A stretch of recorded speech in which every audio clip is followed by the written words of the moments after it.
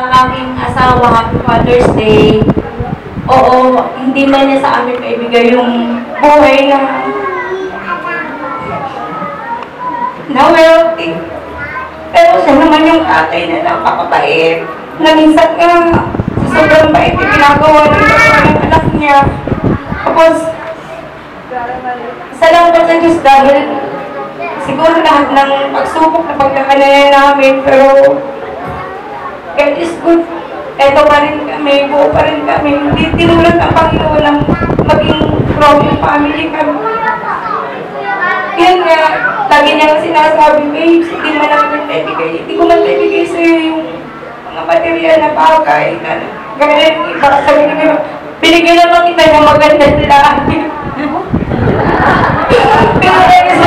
Joke lang yun. Pero, yan nga, salamat sa Panginoon kasi Panginoon kasi may papa kami na napakabait, talagang sobrang bait. Hindi sa sobrang bait nga, hindi na marunong magalit sa amin. Lagi na siyang walang ipo. Ayun. Salamat. Happy Father's Day. Happy Father's Day po sa tropa ko. Kasi parang tropa ko lang si Papa. Tapos yun, lagi kami nagkakasundo sa mga laro. Magdrabita. Oo. Yun lang, sa basketball. Tapos, tatay ko kay Papa kasi, yun nga, although hindi niya man maibigay sa amin yung gabat, hindi naman basahin yun.